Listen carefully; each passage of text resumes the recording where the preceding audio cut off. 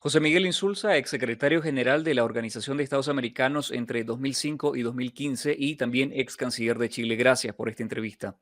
Muchas Usted, gracias a ustedes.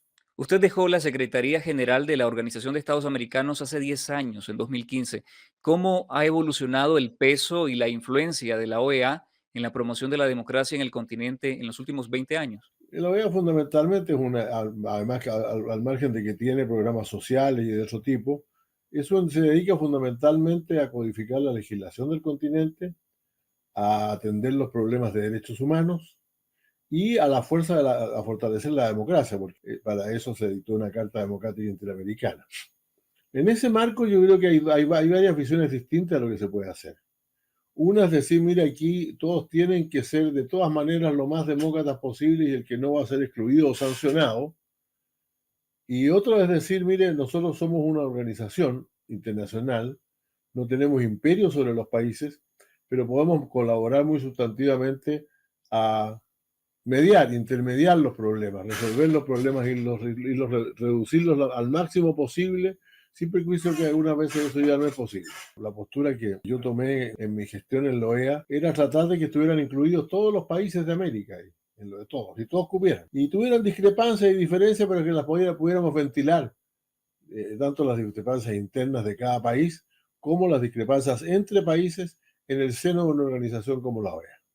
Yo creo que mi amigo Luis Almagro optó por un camino distinto, que es convertirse en una especie de representante de los países en los cuales se practica la democracia, y por lo tanto eso motivó una cierta separación de algunos países. Pero en este periodo se tuvo la pérdida también de dos países que quisieron salirse de la OEA, que son Venezuela y Nicaragua.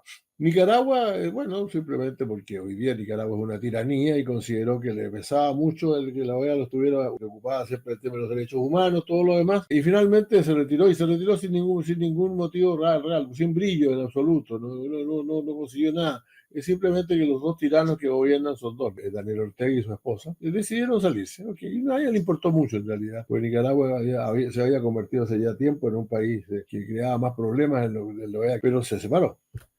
Y después y antes de eso se separó Venezuela. Y fue una cosa un poco curiosa, porque Venezuela se retiró de la OEA, y en lugar de discutir eso, se puso un gobierno paralelo que no era el de gobierno de Venezuela, pero que finalmente revela esta incapacidad que se nos genera de mediar los problemas entre los países. A la última cumbre de las Américas no acudieron 8 o 9 jefes de Estado. La única cumbre de las Américas en que estuvieron todos, incluido Cuba, fue la de Panamá del año 2015, la última que yo tuve como secretario general. Entonces lo que nosotros tenemos que ver, y Albert Ramdin lo planteaba muy derechamente, es si vamos a ser mediadores de los conflictos de los países o vamos a tomar partido en los países.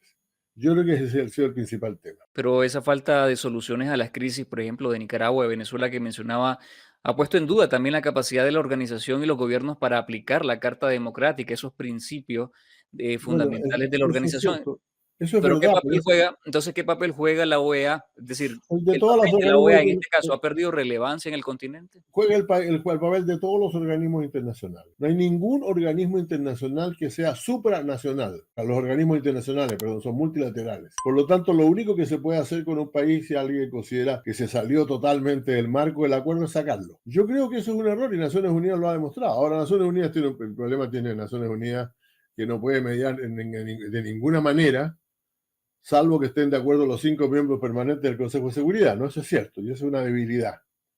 Pero ese es el sistema internacional que tenemos. O sea, nosotros no hemos tenido nunca un sistema internacional con organismos supranacionales. Nunca hemos tenido una especie de gobierno mundial o de gobierno regional que le pueda decir a los países, tú haces esto y tú haces esto otro. Ahora, los países siempre podrían tomar una opción distinta. Pero lo que no pueden hacer los quienes dirigen los organismos internacionales es inventarse una opción que no está dada en la realidad. Efectivamente, la Carta Democrática Interamericana, yo siempre he dicho que es el programa político de la democracia en América. Es como nosotros todos quisiéramos que fuera la democracia en América. En función de ese modelo, de ese el programa político, usted puede decir qué países son más democráticos o menos democráticos, pero su objetivo siempre tiene que ser que estén todos ahí, pues. Y al que no le guste lo que está haciendo algún país, pues se lo dice. Si la maldad de Ortega es que no le gustó que le dijeran cosas y se mandó a cambiar, pues. Pero eso no es una decisión, no fue una decisión en que se les haya expulsado o algo por el estilo. El señor Ortega se sintió más cómodo ejerciendo su tiranía por su cuenta en un país pequeño que hoy día está aislado del resto del mundo. En este mismo programa usted me dijo hace 3 años que la OEA es lo que sus países miembros quieren que sea, es lo que está remarcando hace un momento. Entonces, ¿qué representa hoy la OEA? Lo dijo el fundador de la OEA, don Alberto Lleras Camargo. La OEA será lo que los países miembros quieren que sea. Es una organización de 32 miembros, ojalá que debería apuntar a que estuvieran todos, y en la cual los temas del desarrollo de la democracia, los temas de los derechos humanos, los temas del derecho de las Américas, también bastante abollado en los últimos años, ¿no? Eh, deberían ser su preocupación principal. ¿La OEA necesita reformarse, modernizarse para tener mayor protagonismo e incidencia en el continente? Creo que necesita dialogar mucho más, tener mucho más comprensión. Yo no me sentiría ofendido si el secretario general de la OEA visita alguno de los países que se han ido o que no están. Siempre que lo haga, pues, objetivamente para plantear cuáles son las razones por las cuales es necesario que esos países estén. Hay una cumbre de las Américas en República Dominicana este año y está en duda cuántos países van a ir. Ahí tiene usted una tarea inmensa para el secretario general. Él tiene que conseguir convencer a todos de que todos tienen que estar presentes y convencer a los díscolos, por lo tanto, a los que están fuera, de que es necesario que estén presentes en la cumbre, pero aquí ahora, precisamente, en que el ideologismo impera en las Américas, eso va a ser bastante difícil. ¿Ha perdido relevancia el peso o la influencia de la OEA en el continente? Mire, nunca he tenido tanta ni tan poca, y depende mucho del país. Yo creo que la OEA siempre ha tenido mucho más influencia en los países de tamaño medio y más hacia el norte que hacia el sur de América. Pero la verdad es que siempre ha tenido bastante relevancia. ¿Por qué razón? Porque no se ha creado ningún otro organismo que tenga estatuto, que tenga sede permanente, que tenga tratado y que tenga recursos. Todas las otras reuniones que se hacen, la CELAC, las cosas de ese tipo, son simplemente reuniones de países, no son una institución. La OEA es una institución. Más débil a veces, más fuerte a veces, pero siempre una institución. El nuevo gobierno del presidente Trump está dinamitando las relaciones diplomáticas y comerciales con sus propios países aliados en la OEA, como Canadá, México y Panamá. ¿Qué impacto tiene eso en el continente y en la OEA? La política del presidente Trump en general, su punto de vista, tiene mucho impacto en los organismos internacionales. Porque Donald Trump no cree en los organismos internacionales. No es que no le guste la OEA, es que no le gusta la OEA, es que no le gusta la OTAN, es que no le gusta la Unión Europea, es que no le gustan las Naciones Unidas, es que no le. No, yo digo, y los organismos internacionales enteros, todos ellos, van a pasar ratos difíciles en tiempos de Trump. Los organismos internacionales parten de la base que todos deben participar y articular puntos de vista. Y si hay un país que es grande y fuerte y poderoso y pone recursos, puede ejercer una cierta hegemonía en los países. Pero Trump no está teniendo una política de hegemonía, tiene una política de primacía, que no es lo mismo. Ustedes tienen que hacer lo que yo quiero porque yo soy más fuerte.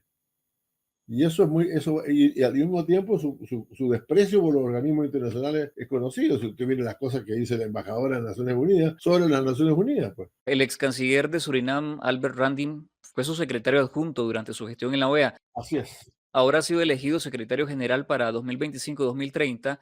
¿Qué desafíos tiene al frente de la organización y cuáles son las prioridades? El tema fundamental es tratar de tener una organización que vuelva a dialogar, que no haya bandos. Y eso no es fácil, porque sin duda que en América Latina hay dos fenómenos, cada país anda por su cuenta, pero en torno a los grandes temas hay como bandos, los países se agrupan para eso, ¿no?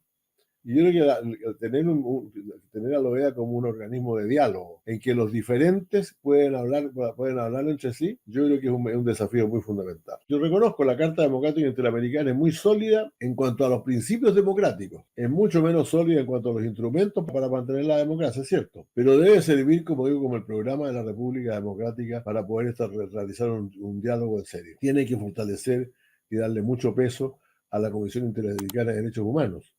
Usted se da cuenta que con la elección del presidente Trump hay temas como medio ambiente, el calentamiento global, de derechos humanos y otros que han desaparecido del léxico. Y yo creo que es tarea de la organización ponerlos en el léxico, aunque no todos estén de acuerdo, pero no dejando de lado esos temas porque sería fatal. Randin ha sido señalado de tener simpatía o cercanía con China y con el régimen de Nicolás Maduro en Venezuela. ¿Eso es cierto? ¿Qué dice la experiencia diplomática de Randin? Porque a mí me invitaron cuando tú lo veas muchas veces a China, yo no pude ir desgraciadamente nunca, Creo que Albert estuvo alguna vez, pero que sea una persona ligada a China, francamente, me causa risa, pero creo que había tenido una, porque en realidad no sé de dónde se puede haber sacado eso. El gobierno de Estados Unidos, y eso habla bien de él, en este caso, no objetó la elección de Landini, por el contrario, su vocero, la persona encargada por el presidente Trump de América Latina, el señor Claver Carone, dijo que ese cuento de que uno de los candidatos era representante de China y el otro de Estados Unidos es una pura tontera, ¿no? Pero creo que realmente es completamente falso y antojadizo y no se conoce ninguno, hay ningún detalle que demuestre algún grado de connivencia de Albert Ramdin con ningún país en particular. Randing ha dicho que Nicaragua dejará de ser una prioridad en la OEA porque ya no pertenece a la organización, pero en Nicaragua se ha constitucionalizado una dictadura familiar y continúan las violaciones a derechos humanos, los destierros, la promoción de la apatridia y la migración por razones políticas que también afecta a los demás países del continente. ¿Qué se puede hacer por Nicaragua desde la OEA? Yo hablé de tiranía en este caso. Las dictaduras de alguna manera son permeables a la situación externa, a lo que se dice fuera de ellas. Hasta el gobierno de Bukele, que es bastante parecido a una dictadura, busca tener contacto con la gente de otros países, ¿no? En Nicaragua no tiene relaciones diplomáticas, es decir, tiene embajadas ahí, pero esas embajadas no hacen nada. No se relaciona con nadie porque nadie tiene ninguna idea de qué hacer respecto de Nicaragua. Y mientras no se termine la tiranía de Ortega y Murillo, la bitiranía, por así decirlo, de Ortega y Murillo, ese pobre país va a seguir retrocediendo. De hecho, hoy día ya está económicamente entre los más, es decir, más atrasados. Ahora vende bastantes cosas, todavía hay muchos que comercian con ellos, ¿no? Pero la verdad es que nadie invertiría un peso en Nicaragua con el riesgo de que lo agarren un día y se le quiten todo lo que tienen y lo echen del país, ¿no? El presupuesto de la OEA depende especialmente del aporte económico que ofrece Estados Unidos más que el resto de países, pero la administración Trump ha manifestado poco interés en mantener su apoyo a esta organización, así como a otras. ¿Qué desafíos tiene el sistema interamericano bajo la era Trump? Yo creo que Estados Unidos va a pagar sus cuotas del dólar, pero no va a poner más plata, no va a poner más de lo que exactamente tiene que poner, como está ocurriendo con Naciones Unidas y con otros. Y por lo tanto, los países de América Latina, que eligieron por unanimidad a Albert Ramdin, tendrán que ayudar. La OEA la financian 7 o 8 países, y por lo tanto esos países tendrán que decidir cuánto les interesa. No es demasiado dinero, escala de lo que se gasta en temas internacionales en el mundo, no es demasiado dinero lo que se pide. No se trata de aumentar mucho los gastos, se trata de modificar la composición del gasto que se hace. ¿Qué desafío supone la era Trump para el sistema interamericano? La que tienen todos los países de América Latina, de todos los países y de los organismos internacionales. Estamos en un periodo de gravísimo debilitamiento del multilateralismo. Y yo creo que la OEA tiene que tratar de subsistir en primer lugar, buscar evitar los conflictos graves entre sus miembros, ponerlos a dialogar y tener siempre esa actitud de diálogo y de consenso. No son momentos para grandes aventuras, sino que son momentos sobre todo para prudencia y consistencia.